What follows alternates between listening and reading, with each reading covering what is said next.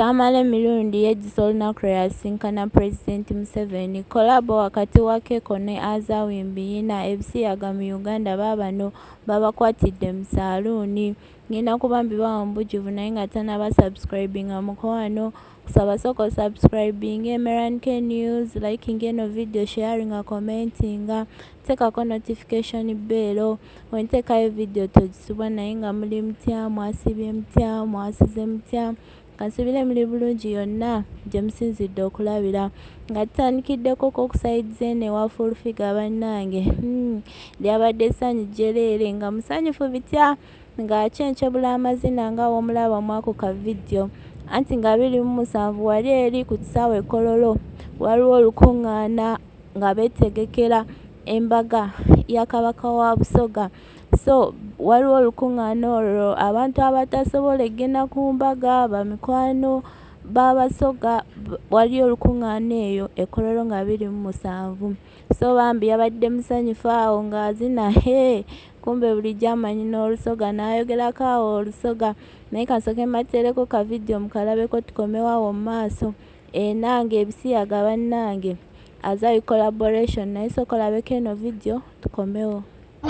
Tuli ku mbaga ya mwenemu wazira nsonga ayewoyo odankana budankane butijja mbaga ya mwenemu mbaga ya mwenemu mbaga ya mwenemu mbaga ya mwenemu mbaga ya mwenemu ay baba mbaga ya mwenemu mbaga ya mwenemu mbaga ya mwenemu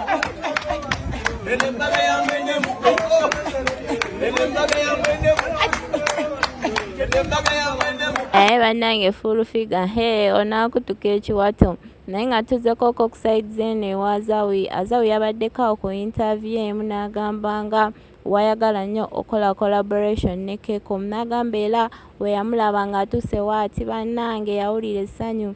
Njukira Keko yaliyo ku show ya Azawi eyali wali eri ku Serena Hotel ate nga baali tebamulanze. N'agamba nze we namulaba nasanyuka ne mugamba gye aperforminge ku show yange ate aliso okuwiika ebintu abikwata mangu. Yakola rehearsal omulundi gumu naye yaperforminga bulungi. Kansooke mubateereko wane nabibanyonyole tukomewo awo mu maaso. Epasi alina advice gy'awa abavudde mu relationship abamenyese emitima kwegamba. Yafuuse kansala wa mitima naye kasooke mbateereko video ya Azawi tukomewo. By the way, if possible, we should do something with Keko. Ate mchala ali very quick, ali smart, like yaja nakola rehearsal, jagala tukoleyo album nze naye batwaweyo ka EP. Yeah, me and him, just the two of us, because I not touch about like engeri jakola atwe the bade fan wa Keko kuva bili ebiseera nga yimba zisi za we do it never ready and weasel chimpeze ekitiibwa n'amaanyi okubanga nkozeko n'omuyimbi nga Keko. Amanyi Keko akimanyi nti akuba real energy artist mulungi asupportinga anjagala nze ndi fani we ate naye fani wange nga bwomanyi obulamu bukuze no neri but she still has it.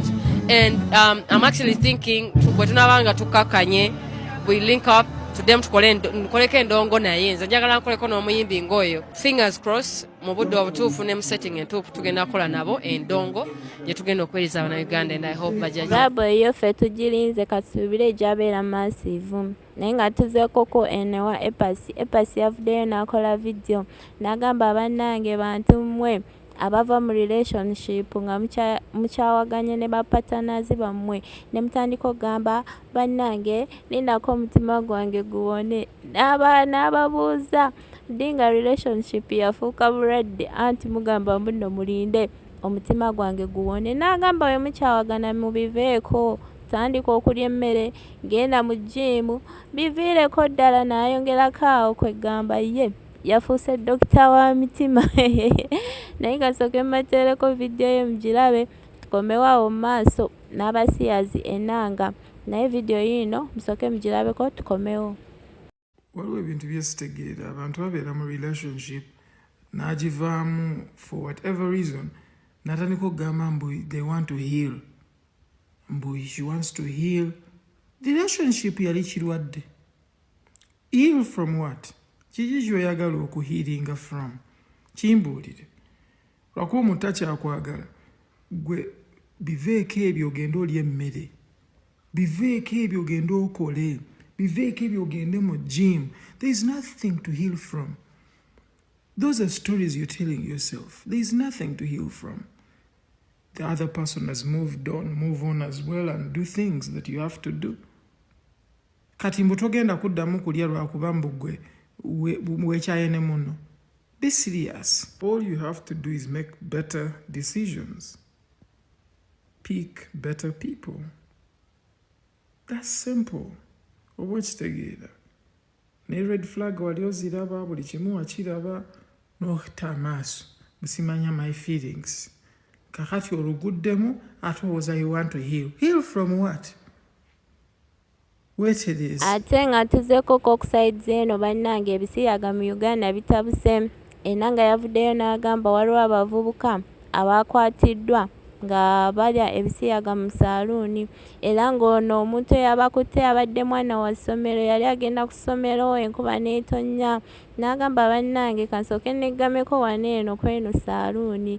Yagenda owulira ng'ekiri munda kitokota si kisaanikire mbu naye kirungi. Oyo sukuulu boy yalina smartphone n'abakwata ka video. Naye kansooke mbateereko enanga bibannyonnyole bulungi. Tukomewawo mu maaso. Ne Tamale Mirundi, ne Tamale Junior ate naye tumuyinaawo mu maaso. Atabukidde bannanga abanuupu. Naye sooka olabeeko enanga tukomewo. Omwana omulenzi yali ava ku ssomero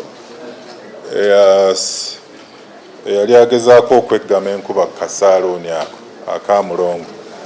Agenda okuwulira amaloboozi ag'engerigeri munda mu kasaaluuni.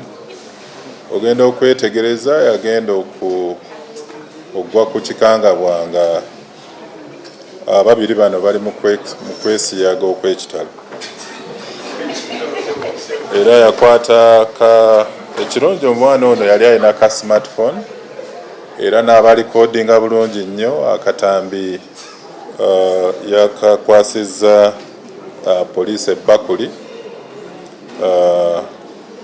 Abasobodde okukozesa obwangu ne bajja bakwata Huzaifa Mugenyi ne munne Kabale Richard Imran. Nga tuzeeko Kene wa Tamale Mirundi. Tamale Mirundi yavuddeyo n'agamba bannange Nejjusa olunaku lwe nasisikana President Museveni lwe namumiitinga.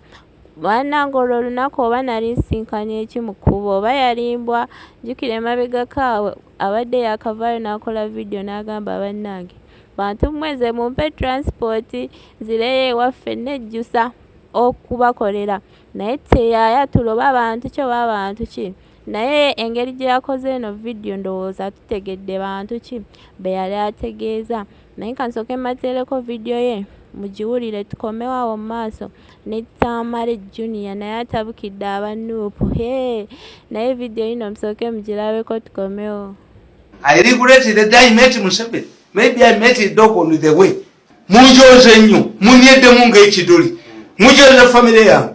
Musse omwana wange. Mukube mutabani wange amanyi mugajeemu. Mutajjitirize mukazi wange. Mumpadde obutwa 5 times. Mukuze bakalanjo banzite. Naye Tamale Mirundi ye waate waayogedde wadde ng'abantu bangi bavaayo ne bagamba ebigambo bye tebabitwala nga serious. Naye nga tuzzeeko ene wa mutabani we Tamale Junior yavuddeyo bannange n'atabukira abanuupu. N'abagamba mugamba mbu alien skin ali akakoola. Ne Bobi Wine naye anywa enjaga. Naye bannange Tamale Junior abanuupu bakumwekuulira mu mulago. N'agamba bannange bantumu abanuupu mwandiitidde nnyo alien skin kubanga mulina bingi bye mufaanaganya. Nannyonnyolako awo bingi bijja nnyuma ng'obyewuliriddeko era ng'obyerabiddeko abikunnyonnyole bulungi obitegeere kanneme kubimwogerera. Naye nga yo video yino ngenda kuba ngibalekerako mubeere bulungi mweraba. Bw'ogaati alien skin ali akakoola NUP munu enjaga. Polisi poto ali munu wanjaga.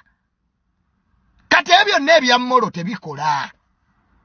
Kwana mwaba NUP polisi pomwe yali munu wanjaga. Nabagamba mwesonyiwa alien. The downfall of NUP will be alien skin. Kasajja katono kanyomera mitala wa mugga.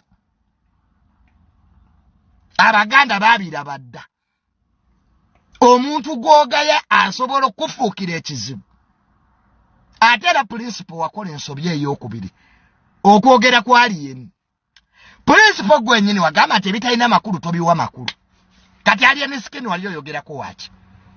Bw'amala okumwogerako, muganda we yennyini Mickey Wine n'avaayo n'ayogera ku alien. Kiba kitegeeza abali ku mutwe. Abali ku mutwe.